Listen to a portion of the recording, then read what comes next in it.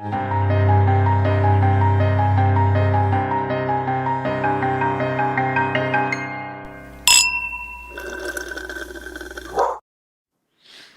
Em. Hi, Christine. Nice shirt. Thank you. Oh, Is that that's Warner nice. Brothers Fire Department? Yeah, it's the fire department that's on the actual lot. Oh, that's cool. I didn't know I mean, it makes sense they have that. I didn't know they have that, though. Well, they've got everything. Well, yeah, all movie theaters are not all movie theaters. All studio lots are required to have fire department and there's like a list of things that they're required to have. One of them was like a gym, which doesn't totally surprise me because I guess if it's like an action movie and you're like offset, but like you have to go to the gym and stuff like in between scenes, but they don't want you to drive all the way to a gym and everything, so you have to like be able to get ready right there. And Oh, God. there's a whole list. It fascinates me every time. But yeah, there's always a fire department because studio lots are tricky to navigate, and if something catches on fire, you don't want to have a fire truck going through a maze trying to get into the studio. It's a fair point. When I worked on a lot, I just remember them bringing llamas in for fun one day, and I was like, this is cool. If they're going to bring in llamas, you just have to expect that there's going to be like departments of all sorts. Like governmentally funded departments are also involved. Yeah. Sure. Yeah. That makes total sense. Which was the show that had the llamas on? I believe it was Gamer's Guide to Pretty Much Everything on Disney XD. Oh, right. You were on a Disney show, so that makes total sense that there'd be like funky, fresh things to keep the kids happy. Just funky llamas, you know. Did you get a picture with the llamas? I did, actually. And I got a picture of it eating my hair. It was a very adorable photo. Oh, that's nice. That was one of my very few good moments working on set anywhere. Yeah. Yeah, but that could be a whole thing we talk about, I guess. Yeah, stay tuned for the after. We haven't fully come up with a name for the after convo. The after math. I don't know. We discuss math topics. The after everything but math. I don't know. Oh, why do you drink, Christine? Also, thank you for complimenting my shirt. I feel like I don't get a lot of fashion compliments these days. You're always getting. I told you I liked your pastel shirt last week. I'm always complimenting pastel your shirt. Yeah, you had a hoodie that was kind of like Eastery pastels. Oh, yes, obviously my Classic. Easter pastels. You gotta have one. You got it. Do you like my shirt? I love your shirt. Oh, I really do love your shirt. I was just going to blindly say yes, but well, I actually was thinking before we recorded and we were just on Zoom, I was like, oh, you never really wear that color. That's a nice color on you. But I didn't know that Alcatraz was the situation. You know, it's funny because somebody mailed this to me and I'm such an idiot. I never like write down. I don't know where to write them down. Even if I did write down who sent what, I don't think I would be able to keep track of that piece of paper. It would just be a disaster. But somebody mailed this, and this is my proof that when you guys mail us stuff, like we really do appreciate it, even if we don't, handwrite thank you notes. I don't know. Did I say this last time on the air? I don't remember where I said this, but at one of our last shows that we did, someone like hand wove me a Captain America shield blanket, and I sleep with that thing all the time. Yes, that's right. And oh my God, yes. And I have a is that the same one where it was the Mothman and someone crocheted me a thneed. Or maybe it was for Eva, I don't know, but I have it now, and it's a thneed, and Blaze keeps telling me to stop saying thneed, and I won't do it. I won't. Honestly, stop. It made my whole bottom half of my body perk up, like in an uncomfortable way. The way that you're saying that, my whole body's like my stomach's twisting. It's like such an uncomfortable sound.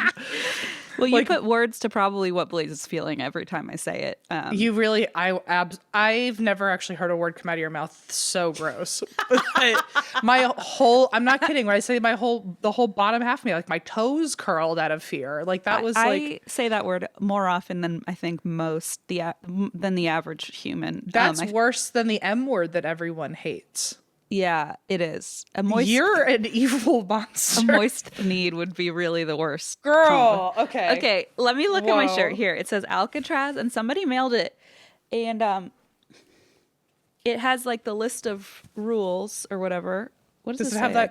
It says every word except that awful one that's happening that you keep saying. I can add it. I have a Cricut machine. Can you imagine? Okay. Oh, this is funny. I never actually really looked close enough. It's like a a what do you call it? A touristy shirt. So it says Bay View, 24-hour security, live entertainment, bars in every room. That's funny. It's such a dad joke. It took me a second. I was like, bars. So all the fish you can eat. All drinks are on the rocks. Oh, boy. Lifetime guarantee or your money back. And there's an asterisk that goes nowhere. So I don't know what that's about. Let's see. For reservations, call 800 Alcatraz. This is so fun. So anyway, someone mailed me this to my P.O. box a long time ago. And I never really get to wear it. So here we are. Anyway. That was truly, it's like one father got together with a bunch of other fathers and they got to each say one thing and then they wrote them all down on a list on that shirt. And then they had to burn it and say, you're never allowed to say those jokes again. So here I am continuing their legacy. But the color is really nice on you. I actually really was thinking earlier, that's a good color on you. Because it reminds me of that jacket you got a while ago that has pink and then that blue on it. I think it's your, like, when you're trying to be sporty, it's your Adidas thing. Oh, God. Well, I probably haven't seen that in a long time. Adidas pink and blue situation? Am I crazy? I don't know. Maybe. I'm not crazy. You do have something that's hot pink and that color combined on the same jacket. How fun. It's your sporty Adidas thing. I'm not losing my mind here. You have a pullover or something that matches everyone else in your family. If you got it for Christmas or something. Oh, that teal thing. Yeah, I bought that a long time ago. Yeah. I know what you mean. I don't know where that is. Yeah, you're right. I did absolutely have a teal and a hot pink sweatshirt. Every time you wore it, I was like, it's shockingly amazing looking on you. That's so kind of you, Em. My goodness. Wow. That shirt jogged the old noggin. That's I gotta find that. How are you, Em? Why do you drink this week? Man. I got a lot of stuff going on. They're all like stupid things that are like I've solely made up in my head. Like one's Pokemon cards. I'm like feel guilty for how much money I've recently spent on Pokemon cards. And then I went back and looked and some of the cards that are coming in are the wrong ones. So I was clearly like just buying things and not looking hard enough at the details. And like I'm buying things so half of my like big purchase, not half my big purchase, but like 2 or 3 of the cards I got that are like I've been collecting for a while now, so the cards that I am collecting are more like $30-$40 per card. Mm-hmm. So that means I spent like at least $150 on cards that I already have. So I just feel very silly about that. Oops. And then I had to go to the dentist yesterday and they had to like fill my face with Novocaine. They give me like 2 or 3 different shots of Novocaine.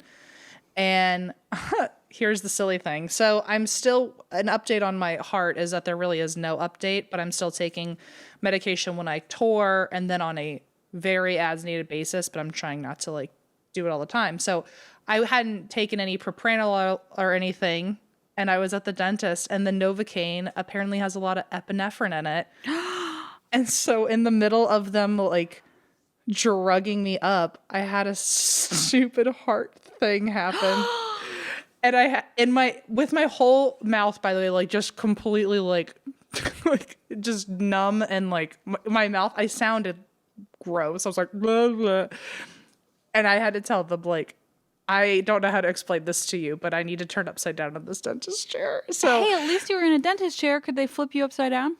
I did say like, there was no classy way to do it. I was like, this is going to be a weird one. I don't know how to tell you this, but I have a heart thing and it's kicking in. And then she was like, oh, like there's a lot of epinephrine in the Novocaine. Maybe I just injected you with this. Oh no. And I was like, then you know what? This is your fault as far as I'm concerned. So you don't get to judge me when I flip upside down. So she was a homie about it, but it was a really embarrassing way to, because then I also panicked in my own head of like, oh, what if it happens again when like she's like fist deep into my mouth and like, God, Em.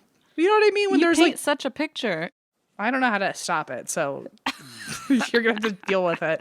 But that was like truly like, even if that's a gross image, my anxiety had made it a really bad image in my head of like, there's gonna be a bunch of tools in my mouth. There's certainly gonna be blood in my gums, and like it's just gonna be a real nasty mess, and I'm not gonna be able to communicate fast enough that I can't breathe. God. So it turned into this whole spiraling situation. So the dentist was no bueno yesterday. I'm sorry about that. And then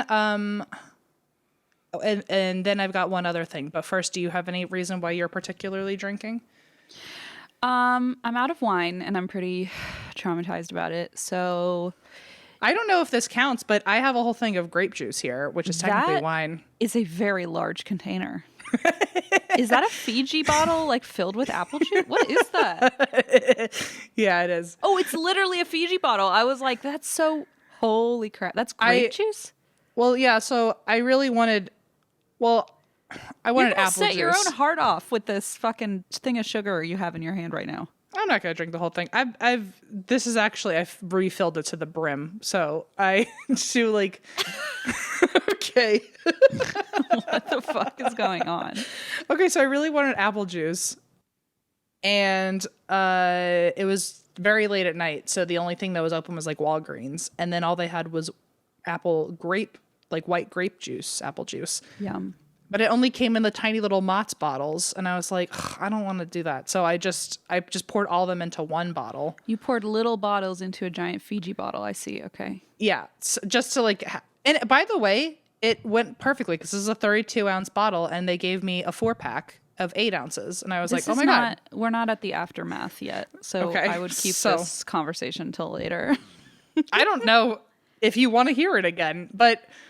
I'm realizing how chaotic that looked as I like held a water bottle. You were full like, of apple is this juice. wine? I was like, I don't think so. Not from my experience. Hey, you know what? A bottle this big full of grape juice, as far as I'm concerned, is my version of a wine bottle. So. Oh wait, I know why I drink. Sorry, it just occurred to me. It's this? because there it is. Wow, you just gave me a perfect example. Basically, I drink, and I'm going to keep it short, but Blaze has a new hobby, and I'm very happy for him because, like, you know, I'm all about it.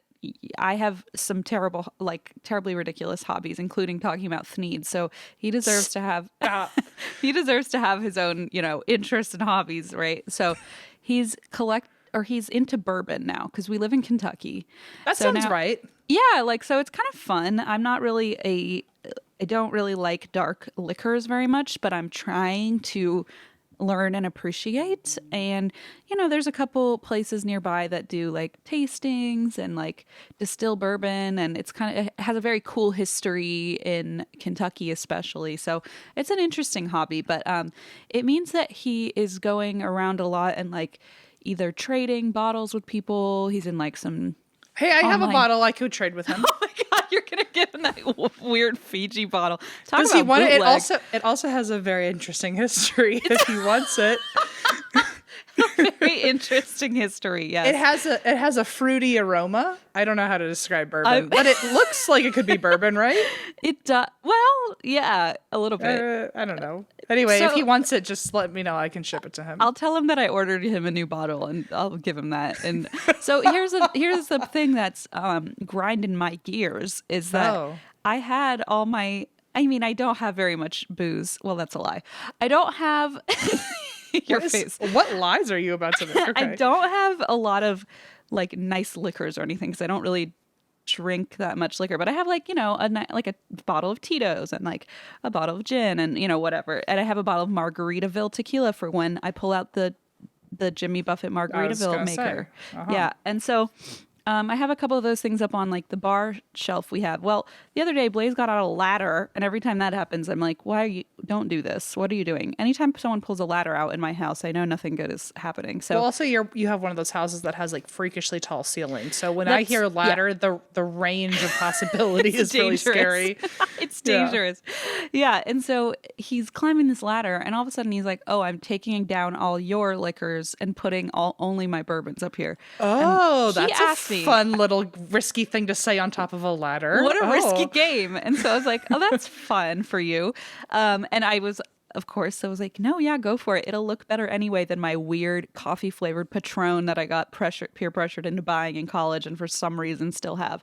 So, ew. I know, it's disgusting. So hey, I have something you could put up there.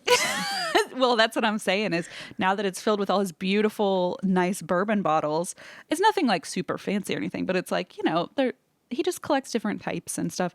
And he put all of my nice bottles of nasty, sticky stuff like just kind of down. And so now they're know how next that to my feels. coffee maker. So I feel kind of like an alcoholic now because you just walk into my dining room and like there's just like Tito's, and then you walk into the kitchen, there's like Margaritaville because we've just kind of spread them out. So I'm trying to figure out how to live in this new environment Blaze has created.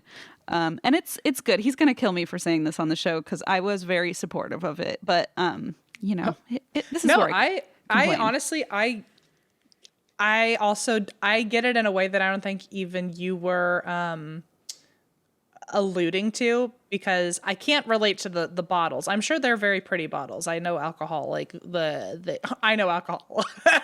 if I know anything, it's alcohol. Well, I know that like they all like try to Schultz. outdo themselves with the packaging, and it looks very pretty. So I am completely positive that the shelving looks nice. But as someone who is like a minor control freak about things, I would hate to see my things moved. And Allison loves to play that game because she knows it pisses me off. Oh, that's fun. Where like I think her idea of fun is moving something slightly just to see how long it takes me to realize it, and she's shocked every time when I realize it in like 30 seconds. Allison, what is this? I'm like, Allison, who do you think you are? Like there's I made our home look lovely, and this woman, this witch, decides that she wants to move things around on the bookshelves a little too often for my liking, because I don't like change, and so I need to mentally prepare for the change, but her favorite thing to do is like fuck things around. Like there's she left, and there's just like new books I've never seen all over the place, and it's ruining what, you know, whatever the feng shui or whatever the term is. It's ruining the vibe of the shelves. I see what you're saying. And by the way, I've had like a month and a half with her not here to fix it, and I just won't do it because I am a control freak, but also very lazy. And now I've gotten used to how it looks. What a combo. Oy, oy, oy. She wins. She wins, I guess. She wins. And like, to be fair, I'm saying this even though I basically have control of where everything goes anytime. Like, it's not like he would ever be like, you can't put that there. So I'm complaining in a way that I probably shouldn't be complaining, because I'm a like, person who would say you can't put that there. So I mean, nice to know you're the nicer one between the two of us, but I would certainly find a way to like cause a ruckus about it. To be fair, he's not wrong. His bourbon does look nicer than my sticky coffee flavored tequila. So I think if you're describing yours as sticky, that's all I needed to know. yeah, you're already on his side. I know. It's okay. Anyway, so sorry. That was a long tangent, but I'm excited to get into the tales today, Emmethy. Yeah. Okay, well, the thing I wanted to say before I get in is I kind of want to, I owe you an apology, and I think everyone you an owe apology. me a lot of apology. But so what are we talking about today? Well, so this is a while ago now for us, but by the time we're recording this, the Barbara Carlin episode came out this Sunday. So as far as everyone knows, that was the newest episode. So sorry that there's been a few episodes in between, but we've been backlogging. And anyway, but I just wanted to apologize because so many people on Instagram have been so lovely and wonderful and posting like, oh, this is my favorite episode you've ever covered, like, which is, I don't think I've ever gotten, I don't know if you're being tagged in those things, but I have not been tagged in more things in a long time where people just have like such a kind reception to an episode. Whoa. And so I was like psyching myself up, and I was like, oh man, like everyone really loves it. Like I should go listen to this one and like see what was so great about it. And I gotta disagree with everyone. I feel kind of icky about how it got handled. I just feel like I usually am more impartial, and I feel like I was really leaning into the fact that like this person could or very well might be the reincarnation of Anne Frank, and I realized that that's like a big leap when realistically, I mean, there's a lot of evidence pointing to it according to all the sources I read. And I just for the sake of this like little PSA, I even tried looking up like skepticism and criticism of the other side, because, you know, she may very well have been like grifting or like, you know, exploiting the fact that like there were Holocaust victims and claiming to be one. And so, so I just felt bad that I hadn't addressed that side of it, because I feel like usually I'm pretty good at, I guess, saying allegedly more often. And I feel like I just really leaned into like her definitely being Anne Frank versus me saying like, oh, there's a good chance that that's also not true. And she could be, profiting off of saying she's a victim of the Holocaust. And like, so I don't know. I just felt really icky about it. And like I said, everyone else has been very lovely as far as I know. I mean, I looked at Facebook and then I didn't look anywhere else because I am scared of Facebook will cover it for you. If something bad is being said, you'll find it there. So don't worry. Reddit, when we used to look at that, terrified me. So I don't even want to know what's going on over there, but or even YouTube. I don't want to know what's going on YouTube. But at least on the Facebook group, everyone seemed really lovely. I was getting a lot of Instagram reception. So I think maybe I'm being my own worst critic. And I hope nobody else feels like I missed the mark. But I was just listening to it and wasn't very proud of the fact that I didn't address like the complete opposite side of how this might have gone, which is that there's someone who's like tricking everybody and claiming to be a famous person that was like, that had a really traumatic event. Right. I don't know. I just felt really gross about it. So, and actually, so I apologized on the Facebook page. I was really feeling so paranoid about it. Whoa. I was just like, hey, like thank you everyone for saying nice things, but I just feel a little weird, and I'm just going to address it on the next episode just for like my own peace of mind. And someone actually, their name was Georgia. I don't know what your pronouns are, so I don't want to assume, but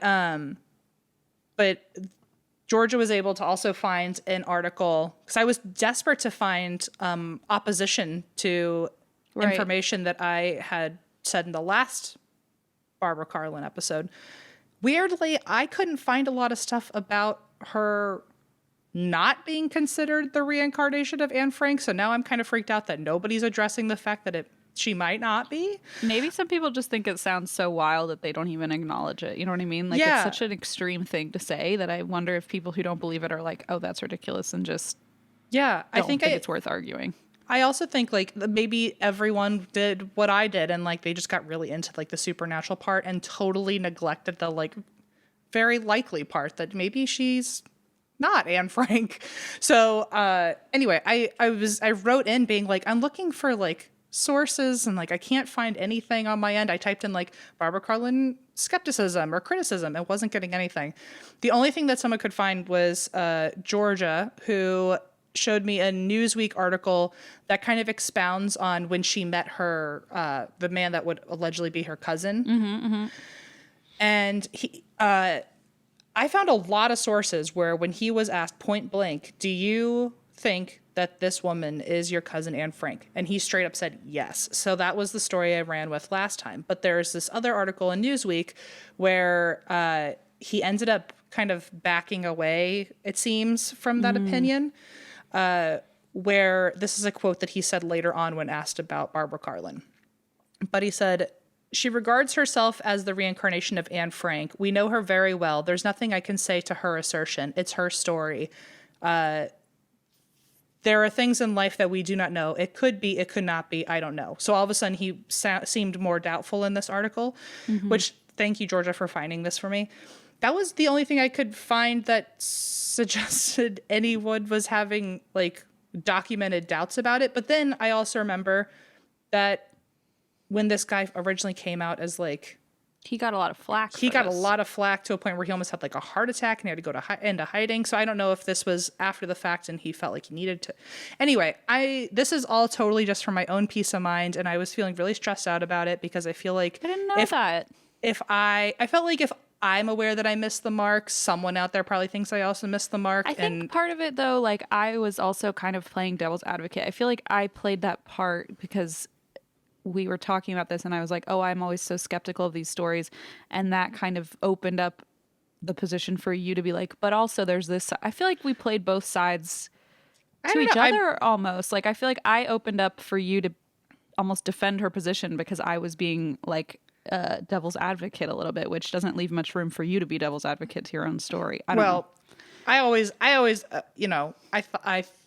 I had a fun time talking about it with you. I don't think you did anything wrong. Maybe I didn't do anything wrong, but in my own head, I was just like, this feels kind of icky, or like, I feel like, especially because it's about the literal Holocaust. I just feel like it's never wrong to lean into being more sensitive about that. So I feel like I didn't live up to my own standard. So I just wanted to apologize to anyone if they felt weird And I'm maybe in my own head about this, but I didn't feel right not addressing it Well, once I'm I heard glad back. you So said something for your own.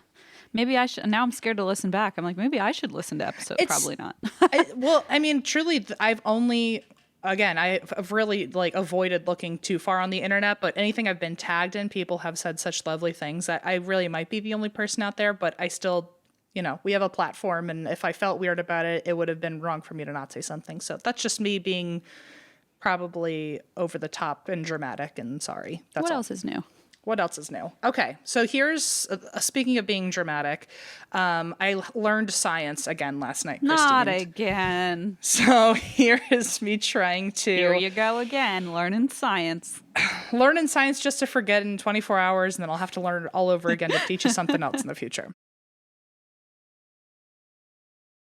Well, okay, so this actually was suggested this happened in the same run when I was on Instagram and I saw people great. tagging me and things.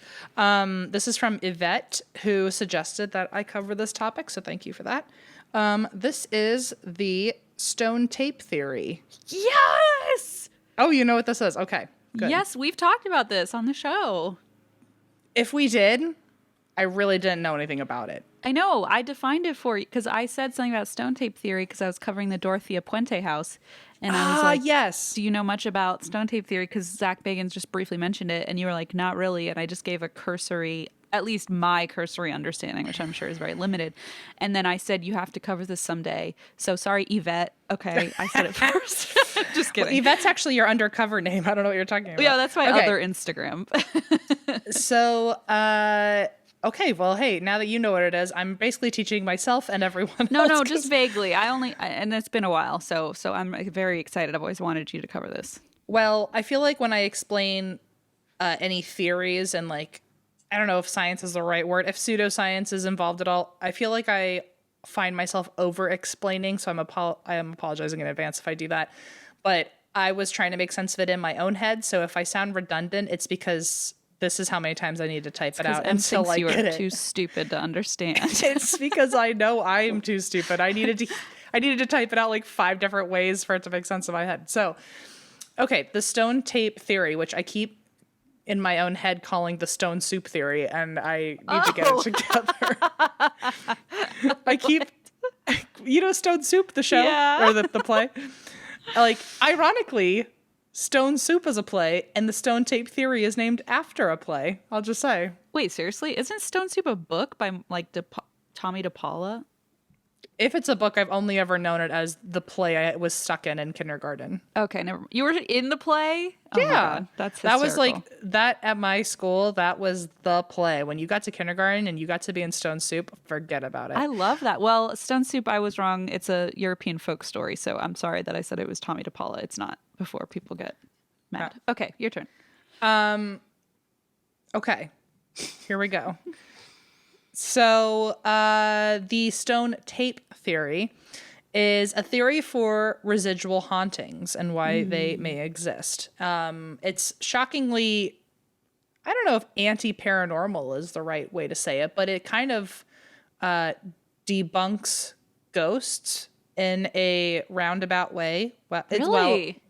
So it's a theory for residual hauntings, and it's basically that stone and foundations of a place can absorb energy from events for the place's history. Oh, okay. So if something particularly tragic happened, that energy might go into the minerals of the area, and it's kind of holding on to those memories. Right. Well, you just covered a story about limestone, right? We talked about how that has allegedly. You probably discussed this, so sorry. No, you're on top of it. So this, in theory, is especially true for events with really strong emotions or trauma connected to them, and it gives this energy more power. So it would explain why where there are hauntings in really tragic areas, it feels creepier because there's Totally. more energy connected to that land. And the trace memories stored in this energy that's been absorbed by the stones can replay themselves on loop under the right circumstances or for the right people. Woo! Like I said, it makes sense then why houses are so commonly haunted, because so many memories are created here. Sure. So those trace memories could be stored within the walls of the home pretty easily. It also makes sense why creepier areas with darker pasts, like prisons or hospitals, it would make sense why they feel so creepy on their own, because they probably have some darker memories attached to the foundation. But this also explains the claim that it explains why if there's a residual haunting in a house, you might not actually be seeing a ghost, because the stone tape theory claims that these aren't ghosts. They're just images of previous energy playing as if a recorder was stuck on repeat. So I feel like, I mean, which isn't that shocking to me, because I feel like that's how we've always kind of described residual hauntings. Like, oh, it's just like a part of time on loop. Replaying, yeah. But instead of thinking of it as an actual ghost or an intelligent energy, think of it more as like fingerprints of someone that was once there, and it's just kind of sitting there. So the concept of the stone tape theory is that the energy being inside the foundations of the building is often compared to a magnetic tape recorder. Oh. And that sensitive people, or people who are more connected to the spiritual world, are able to witness the playback while others can't. Got it. Which also explains why some people experience these hauntings and others don't. Because if you're not particularly in the headspace to access this information, then you wouldn't even know it was happening in front of you. But other people can all of a sudden see something in a house, and it's almost like they can see the feedback while others can't. Right. And just like you mentioned, the preferred minerals for the stone tape theory are said to be quartz and limestone, because they are considered spiritual conductors. So if you're in an area with more quartz or limestone, there's a better chance of them more easily absorbing energy from the events that have taken place in that area. Right. Okay. So as for the history of the stone tape theory, the idea goes back to the 19th century with a guy named Charles Babbage. And he is also, fun fact, known as the father of computing, because he was credited with the idea of the programmable computer. So, okay. So for those people who are like, this isn't science, well, here's your science. Yeah, he's certainly a man of many hats. So, so this is back in 1838. And Charles Babbage had a belief that, quote, spoken words leave permanent impressions in the air. Even though you can't hear them, their energy lingers. So, ooh, that just gave me goose camp for some reason. I kind of like it too. He was saying like it's the most forceful as it's coming into existence. So you can hear the sounds when it's coming out of your mouth. But over time, the sound fades away, but the particles still move on. And so it's always around. So he said, since the energy continually floats about, people can still tap into and experience these memories if they wanted to, because those words are technically still existing. They're just harder to hear. Interesting. And this, he actually called, in one of his books, he referred to this concept of, spoken words still existing and lingering among us. He said, the air itself is a vast library. I thought that was super cool. Oh. I was going to make a really stupid joke about having a library card, and I'm not going to do that. So I don't even know where I was going to go with it. I was going to just say it on the fly and be like, oh, and it's not worth our time. Okay. So this concept of energy you're putting out there, or memories of you, even if it's something as common as like, just your own spoken words, if that energy remains in the world forever, if your memories at even such a basic level are never being destroyed, this concept is also connected to psychometry. So do you know what psychometry is? Not really. I feel like you've described it to me before, but I don't remember. It's a fancy way of saying like when people can touch an item and they can they get flashbacks. Yes. Yeah. So it's when objects have energy or history connected to them, which certain people can access when touching it. So it's a a lot when like certain, I don't know if mediums is the right word or. Yeah, I feel like with mediums, you sometimes they ask you to bring an item from the loved one or whatever so they can, yeah. Yeah. So or even like think like Phoebe from Charmed, how she touched something, she would have like a flashback of I've never seen that show. If you had said Phoebe from Friends, I would have been on board with the understanding. But of all of the Friends, Phoebe Buffay would have been able to do it, I think. I would have believed you. I would have been like, oh, I don't remember that episode. But yeah. Well, if you're a Charmed fan, one of Phoebe's things was she would get premonitions from touching an item that had some sort of dark history to it.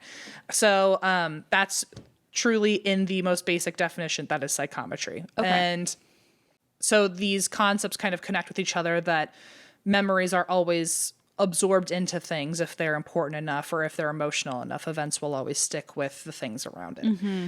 So psychometry came about in 1842. It was coined by a guy named J.R. Buchanan, and he referred to psychometry as the potential for mental fossils. Ooh, which I think is so cool. Also, interestingly, throughout all of my research, it seemed like a lot of people who are involved somehow in stone tape theory, they all started with like an interest in either geology or archaeology. And so I felt like there was kind of this ongoing unspoken theme about everyone referring to these memories as mental fossils. Oh. Especially when we get to people trying to explain the actual science of this, as well as skeptics trying to explain why it's not technically science. Because they were all saying, like, if this were real fossils where, like, an event was imprinted onto a rock, we would be able to believe it and measure it and see what's going on. But if these are mental fossils, we can't measure that. Fossils. So anyway, I just thought that was super fun. That is interesting. And so at this point, psychometry is a thing that's being discussed. Charles Babbage is talking about how, you know, words always stay in the world and maybe that energy is always around us. And around the time that these two guys are talking about this stuff, this is the first wave of spiritualism. So it's the mid 1800s. So this probably also helped fuel their concepts, or at least kept them in the, you know, zeitgeist. In the zeitgeist, being talked about. And following the first wave of spiritualism was the creation of the SPR, the Society of Psychical Research. And by the end of the 19th century, a lot of the researchers, especially at the SPR, were trying to scientifically explain much of the supernatural world. But one of these concepts was something they ended up calling place memory, which I think kind of stems from psychometry. So sure. If psychometry is being able to touch items and have a flashback of, you know, moments that object experienced, place memory is a much more general version of that, where if something happened in a location, by you being in that location at all, you might be able to see residual hauntings and relive part of that time. The way that I wrote it down is that basically place memory is a much more general version of the stone tape theory, where the stone tape theory says like energy is absorbed into the foundations and the minerals of the land, whereas place memory is more like if something happened here, you might experience it here. Okay, I got you. It has nothing to do with the minerals. The idea is that gifted people may inadvertently gain access to old events in this space, especially if that event was tragic or significant. And several SPR members studied this. Many believe that items and places all hold past events, and some thought everybody has access to these. Some people thought only if you're truly gifted. Some people thought if you are putting out intentions, you might be able to experience this. Some people thought, you know, you might not even realize you stumbled upon it, but even if you're unaware of it, you might have done something that lets you gain access to this information. Right. So they were all over the place doing studies on place memory, trying to figure out why some people can see this and why some people can't, or what they need to do to to access it.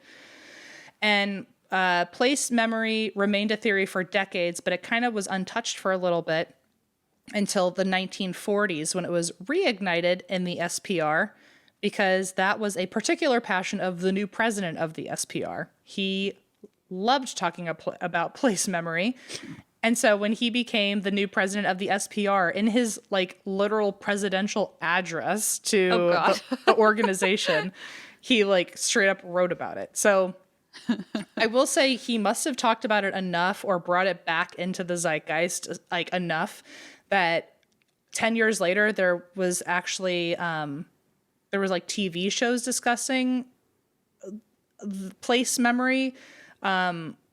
I don't want to get away from the SPR president too much, but I do want to say in the 50s there was a whole TV show where it was like all about like spooky stuff, like it was like a paranormal show. And one of their episodes talked about like this storyline of spies finding out our government secrets because they had been able to record them on like crystals. It was like, ooh. And then in that same episode, I think it was like a piece of rock from Mount Vesuvius had actually like recorded people's voices when it was lava. But so what's interesting is we're talking about items attaching memory to them, but we haven't even discussed the idea of the stone tape theory hasn't come into play yet. So it's interesting that all the way in the 50s, someone actually came up with a storyline of like, oh, through crystals and lava rocks, we can record memory. It's like a porous rock and also a crystal like quartz. It's really interesting. It's just super creepy to think that like later there would be a whole theory about how stones in particular can record memory, but it had never been discussed yet. That's fascinating. I just wanted to bring that up because they're around the same timeline. So I don't know if someone from the SPR was also a TV writer and was like, the president of my club won't shut up about this, so we should write an episode on it. We should definitely do a volcano. You know that volcano episode we've been planning? I have a plot twist. I have just the thing. So the new president's coming in. His name is H.H. Price, and no, it is not Harry Price. I looked. And it's not H.H. Holmes, I'm assuming. It is not H.H. Holmes. Okay. It's their baby, H.H. Price. What a combo. So, like I said, in his presidential address, he was so invested in reinvigorating the crowd about place memory that he wrote all about it. His address was literally titled Haunting and the Psychic Ether Hypothesis. Wow. And thank you for that. Wow. That was me in the audience. Wow. Can you imagine finally becoming like the president of like a really important organization to you, and just the whole paper you write to welcome yourself in is about the psychic ether? Which I can imagine. Actually, as I said that, I was like, yes, that is what Chrissy would do.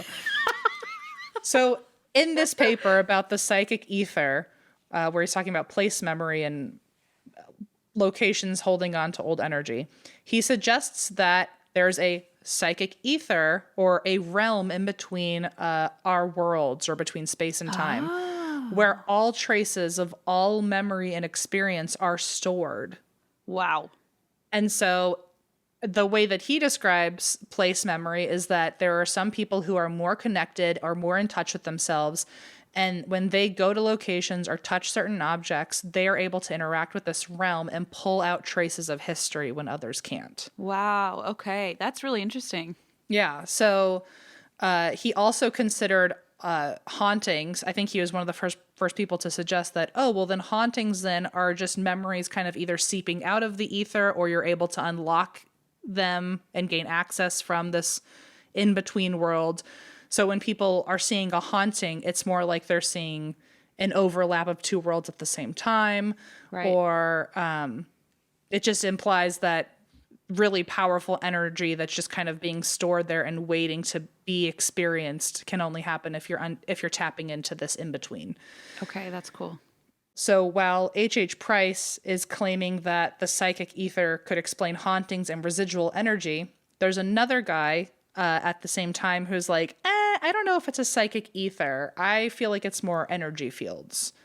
And so his name was T.C. Lethbridge.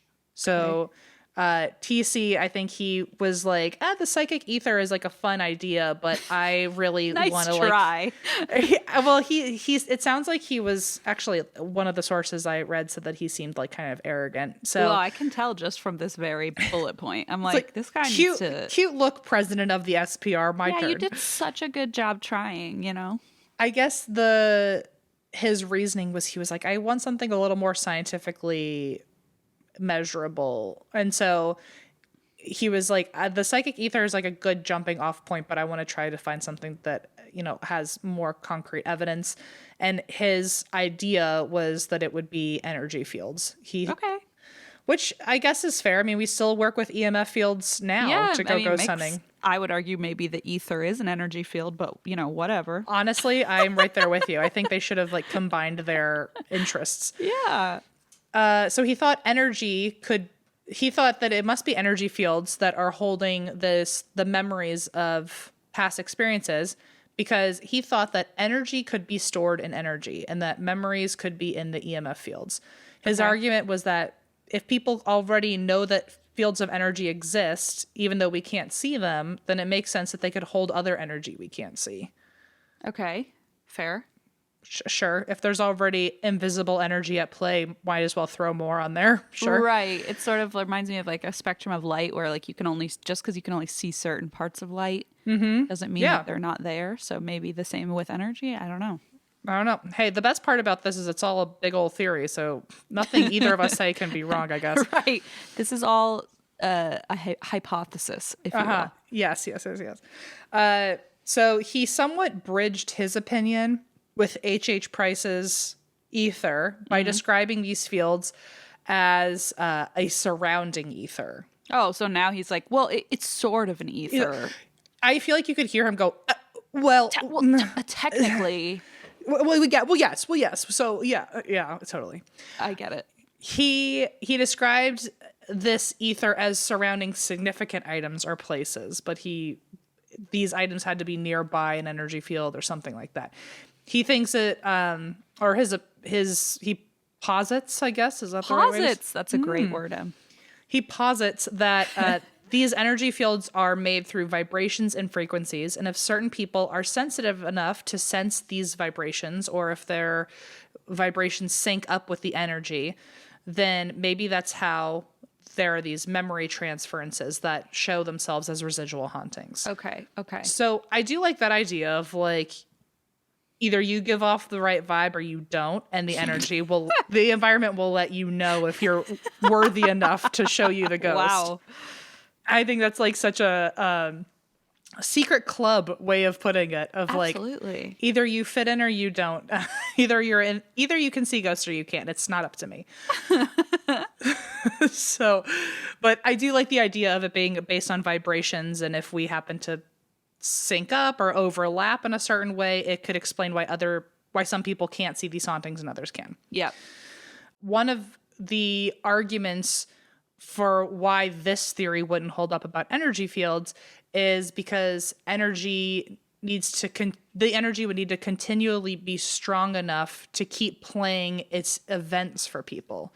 Sure. So like these trace memories, how often can they really show themselves? Yeah, or if they're like, getting weaker over time or whatever. Exactly. Yeah. Exactly. So the theory, or the way that science would explain it, is that it would get weaker over time, unless it was like getting charged regularly. True.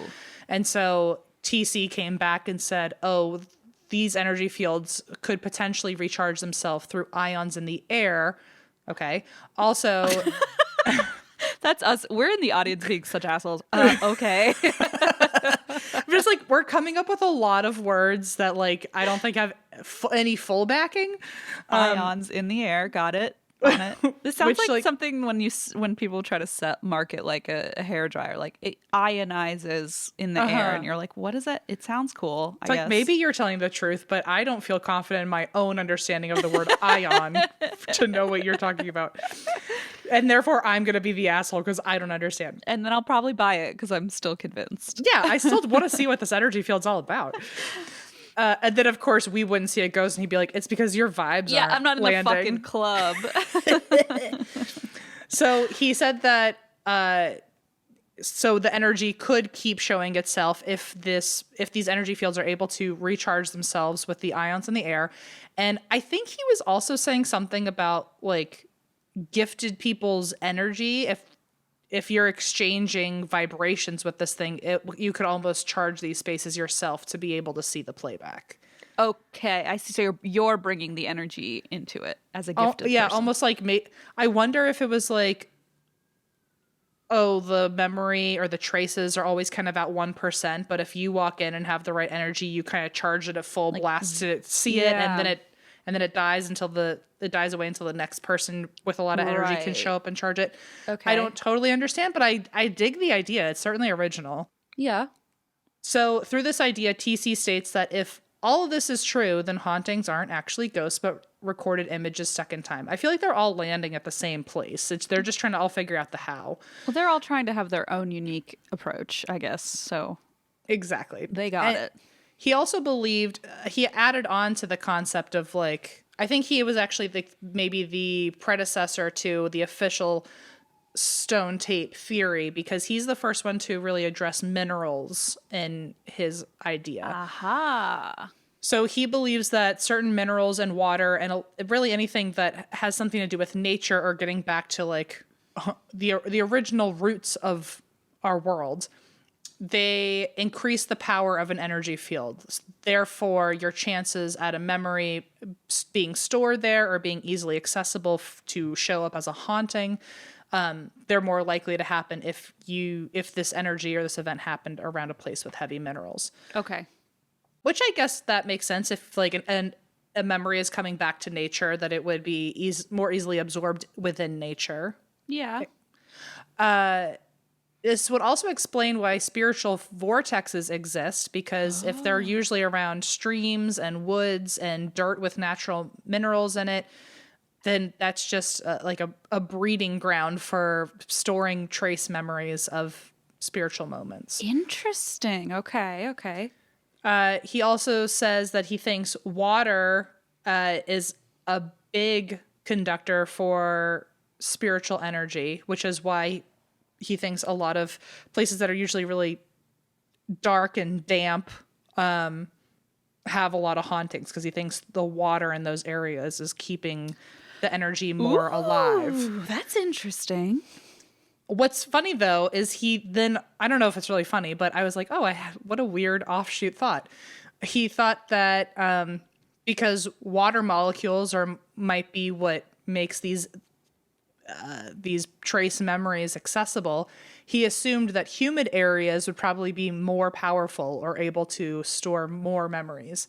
And my first thought was like, shouldn't Florida then be like fucking haunted? Legitimately was just thinking, swampy places like Florida must be. I guess if you think I know, I was going to say there are a lot of spooky things going on in the deep south, but I also think there's another reason for that. So Yeah, I was going to say, there's a lot of possibilities here. I don't know if it's just the water in the air that's causing that, but okay. I can't be helping, I guess. Sure. But so that makes me think though, this isn't in the notes, but it makes me think like, so in spaces with more water, shouldn't things be much more haunted to us if water is what stores all this stuff? Like, shouldn't like the beach be a fucking nightmare? Or like, maybe there's not as much happening on the beach, but if you're in, say, like Alcatraz, shout out to my shirt. That's true. Surrounded by water and rocks. Surrounded by water and rocks, and where a lot of emotions happen. Maybe that is the combo. Like maybe it would explain why it's one of the most haunted places. Maybe if there's a beach where a lot of horrible things happen, then that might be more of a. I also then wonder what his thoughts were on like day by day weather. Like if there's a storm outside, does it increase the the likelihood? Or because I would think like somewhere like Alcatraz, where there's a lot of water at all times surrounding a place that had a lot of traumatic events, that makes sense as its own standstill, continuous haunting. But like, what about a place that doesn't seem to really be haunted? If there's all of a sudden a thunderstorm, is that enough water and enough energy to almost bring out some like more faded memories, you know? Like, so would non-haunted places become kind of haunted? That's a good point. And there are also a few very haunted spots in places like Arizona that are deserts. So I wonder. I wonder the minerals in the dirt, maybe. Ooh, okay. I don't know. It's something to think about. Or like, what about a blizzard when there's snow everywhere? Does everything become slightly more haunted? Right. Does snow count? Yeah. If it's frozen. Right? This is us in the audience when they're like, any questions? And we're like, What about snow? What if I spit on you 100 times? Do you become more haunted? I'm confused. Let's try it out. Anyway, it was an interesting conversation of like, well, water's pretty darn accessible. Like, am I more likely to have a spooky experience after I get out of the shower? You know, like it's like Yeah, like how much water do you need? Right. Where does the What's water the have limit? to be? Yeah. Anyway, that's very interesting. A lot of It's very offshoot. very silly offshoot conversations, but Yeah. still, I think valid because I feel like we're really skimming the surface here. Not to play on words here with water, but I definitely have things I'd love to ask him. Yep. So he also thought, just like how water might bring out more energy, he was afraid that a lot of places might snowball into really terrible places if there was already one negative experience or a negative memory attached to that place, because he felt like people could feed off of that energy. So in a place that maybe something really dark happened or something really creepy happened, he was afraid that history might repeat itself and there might be darker things that happen there. Or let's say there's a place where people go to maybe, unalive themselves, then maybe that energy would linger and people would go there and feel particularly sad. Maybe there would be a higher likelihood of other people having some sort of ideation in that space. He was afraid it would become a snowball effect, that events would affect other events. Right. Okay. Which is an interesting thought. I hadn't thought about A scary thought too. Scary thought, yeah. But it would make sense too why there's a lot of really creepy places that you look around and you're like, I don't know why this place feels so fucking creepy. And you just don't feel good. You're like, my mood is affected. And something could have happened there that now is affecting you. So in a way, he was kind of right of like events I can see affecting that, yeah. events. Like I said, a lot of people in this world also happen to be like archaeologists or things like that happen to be TC. Because he was a former archaeologist, this explains why he often combined his beliefs of like energy and memory traces, why he would put them back in nature or use minerals as the way to describe what was going on. In 1961, he ended up writing his first book about this stuff called Ghost and Ghoul, and it's about memory being stored and being able to be accessed via energy. And he ended up writing other books as well, but in his writings, people can see that TC ended up getting his information, or he cited sources including the SPR, H.H. Price. So we know where he got all of his beliefs or his understanding from. We know that he was looking to them for information. And interestingly, he ends up becoming inspiration himself. So 10 years after his first book, a play by the BBC was on television as a Christmas ghost story. Yep. And it was called The Stone Tape, not The Stone Soup. It's called The Stone Tape. I can see your gears in your brain just going, okay, we're on track. I almost said Stone Soup at like full speed ahead, and my brain had to go into like automatic braking, be like, tape. Oh man. But so so TC got his inspiration from like the SPR and the thoughts of like the early 1800s, early 1900s, came out with his book. And only 10 years later, because they're so close to each other, a lot of people believe that he was the inspiration for the BBC play, The Stone Tape. Okay. And that is where the obviously the name of the theory comes from. It comes from the name of a play that had to do with this concept. And so the Stone Tape, it came out in 1972, and a very, very unbelievably quick summary is just that scientists move into their new facility, and during renovations they find out that there's a stone staircase, and the stone staircase is very haunted. It's almost as if it has absorbed the past events of this house. And so now they're experiencing all this spooky stuff. I like that. I kind of want to watch it. It's apparently on YouTube. It looks very cheesy. So 70s, baby. I literally think their way of special effects back then was they put up a projector on the stone staircase in the movie, and they were like, okay, that's the ghost, pretend that it's haunted. So this was the first time that people had really seen an example, other than that one time there was a TV show back in the 50s about lava rocks and all that. That seems to have been forgotten to time, and I stumbled upon that random fact, and I was like, oh, so So love technically the stone tape wasn't the first example of It's true. a haunted stone. We should be talking about like these lava rocks, and the theory should have been named after that, but whatever. So up until this point in 1972, place memory, or hauntings being recordings of past events in a location, it was very broadly just considered place memory, but the stone material in this movie being what held energy is kind of what created the stone tape theory. Okay. Where they were like, oh, like we can now pinpoint it on minerals and rocks and things that have to do with nature, and that could be why these things are happening. Okay. Even though this movie is officially what coined the theory as the stone tape theory, and it came out after TC had written his books. Right. Many still credit TC for the term. It's like he almost like retroactively was given the credit for coming up with the term stone tape theory.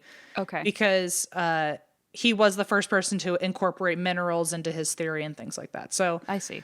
People are like, oh, stone tape theory, kind of like what that guy TC was up to. And so he ended up getting the title even though he never mentioned stone tape theory. You know what I mean? Right. I get what you're saying. Cool. Since this time, that's the history of it, but since this time, stone tape theory has been a point of discussion in the paranormal world, especially since the 70s when this movie came out and now there was a coined term for it.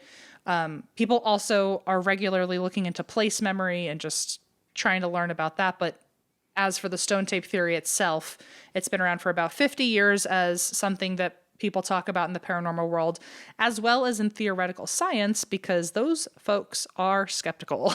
So yeah, I have a feeling.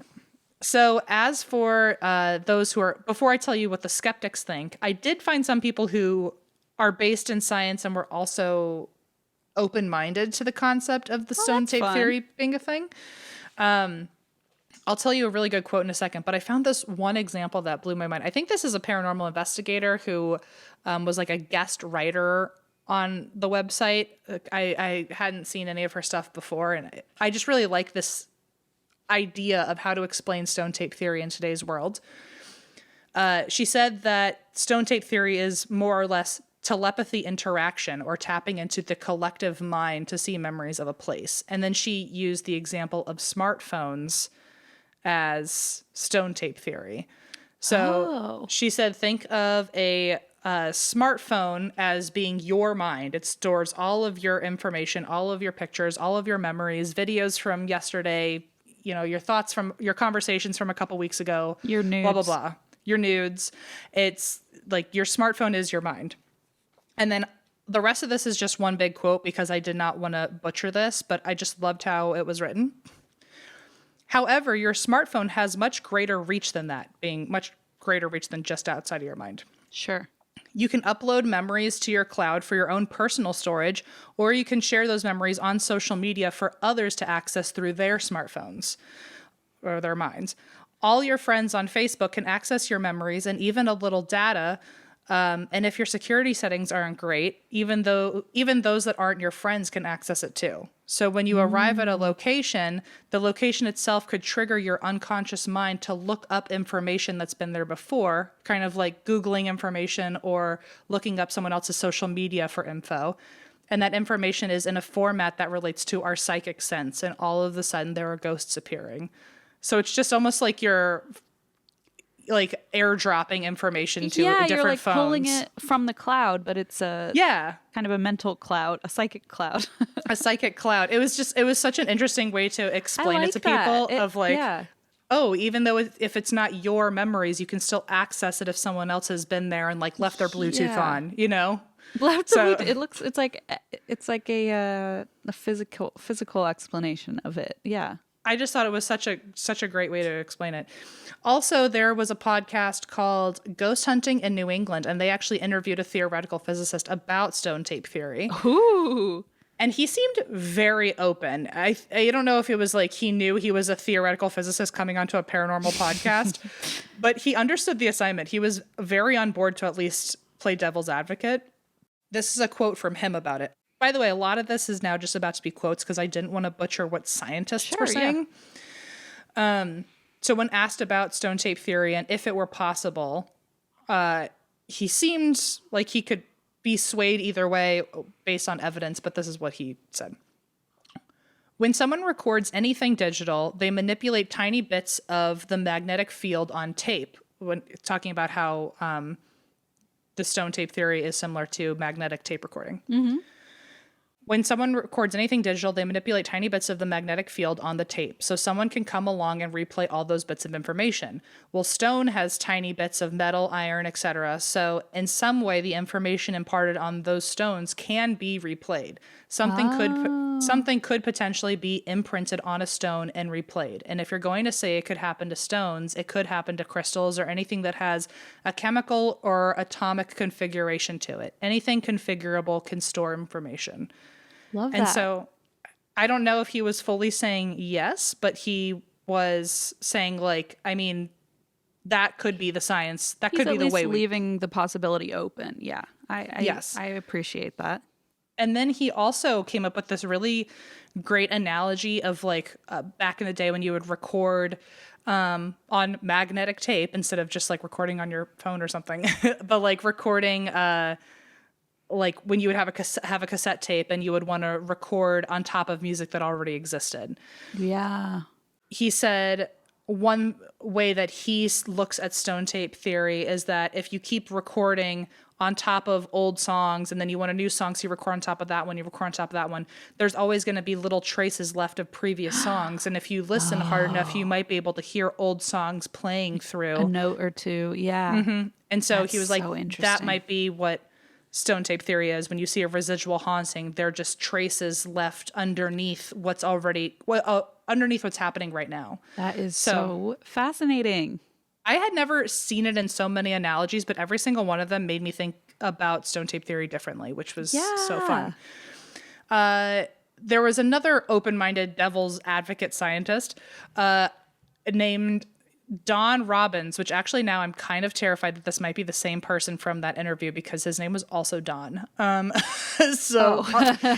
might be the same person, or there's two people named Don out there in the world of science who are okay with this. But scientist Don, he suggested that when it comes to the idea that crystals might be able to store information, he said that, quote, defects in the crystal lattice of minerals allows for reservoirs of energy, and the crystal's architecture creates a vortex of energy at the heart of the crystal where memory traces can be stored. These traces could be accessed by producing a resonating sound wave or just physical pressure by something such as walking on the ground.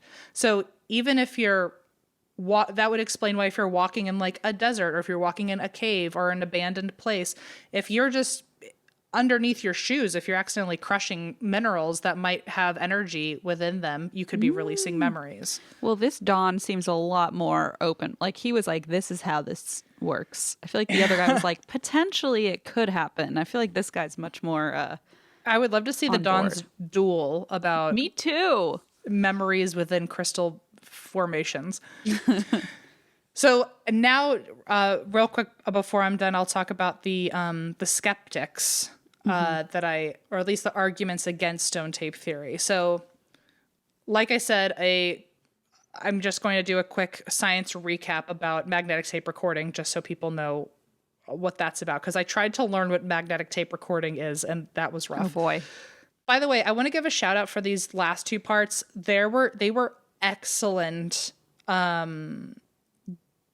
don't know if debunking or skeptical, I don't know what the right word is, but these two articles were so good at trying to give true scientific understanding to what stone tape theory could be or why stone tape theory does not work. Like, oh, nice. I feel like they just did such a good job of trying to break it down of like, well, if this is real, then this would have to be real, but also it might not be real because this isn't this.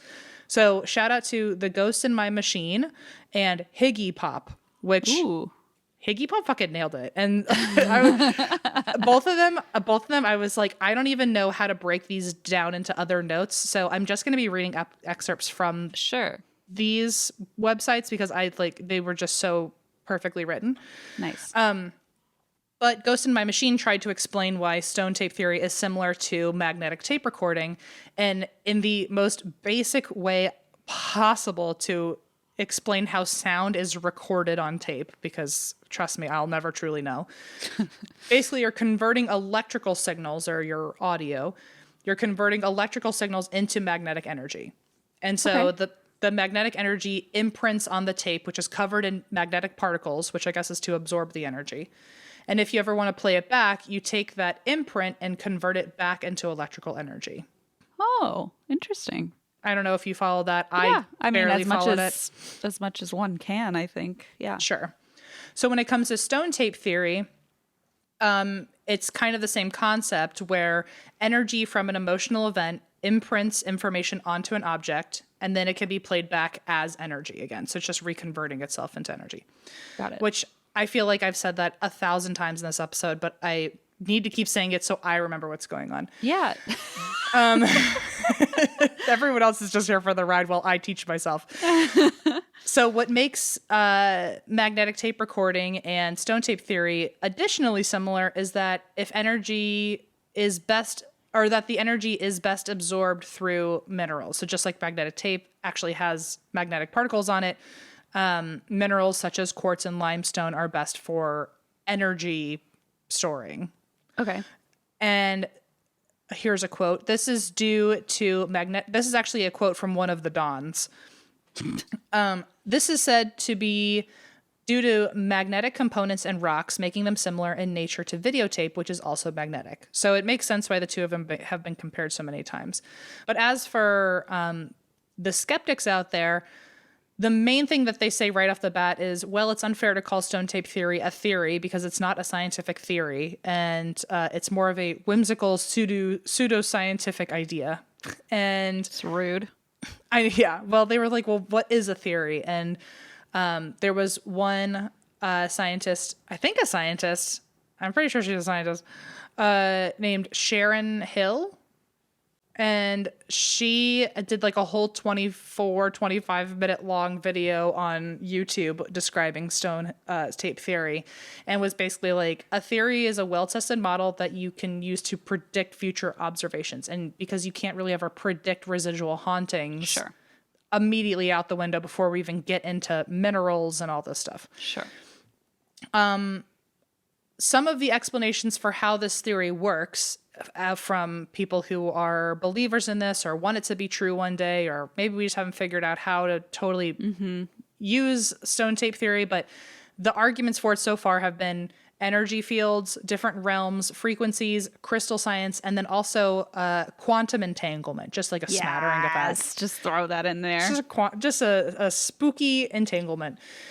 And despite all of these actual scientific concepts being used as potential explanations, the main issue for stone tape theory is that there is no measurable way to record, store, retrieve energy. There's just no way to do it.